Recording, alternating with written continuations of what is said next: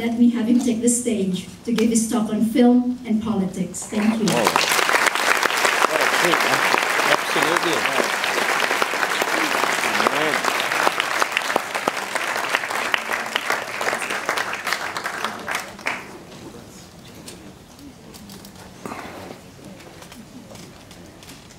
Thank you, Astrid. That was a very kind introduction.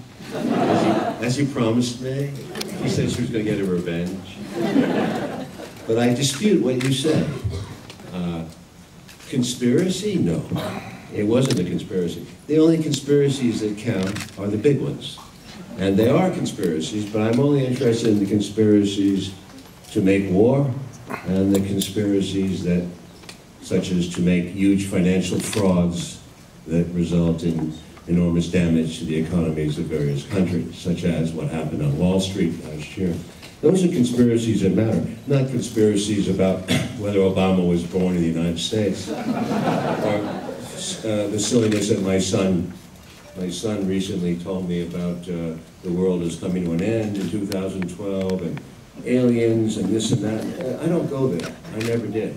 And I think it was a cheap shot, in other words, what you gave me. I understand I'm in a rough neighborhood here, and I asked you in the elevator if this school was, I don't know much about, by the way, this is a last-second invitation here, so there are no prepared remarks. I think this is all from the cuff.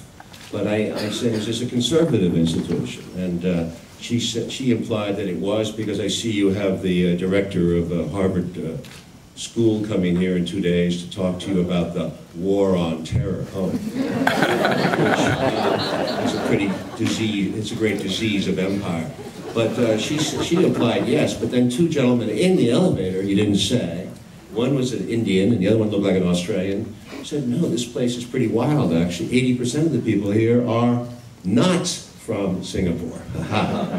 So there you go. And my impression from last night, where I spent an interesting time with the U.S. ambassador and some Singaporeans, and I've been here many times before because I teach at the NYU School of Tisch School of the Arts. I teach here twice a year, and my impression is Singaporeans are conservative.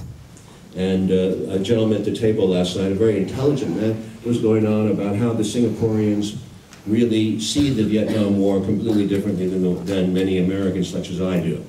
Because they thought in Singapore that at the time in the 1960s that the domino principle was effective and in place. So by fighting the Great War in Vietnam, destroying that country, and threatening much of Southeast Asia, we protected Singapore from its becoming communist. This is the idea. So I can see where Singapore feels like a nation state, a fortress state that's blockaded. You know, and threatened, as the United States is also threatened, as we know. Because I have grown up in the United States, and I can guarantee you we are as small as Singapore in our hearts.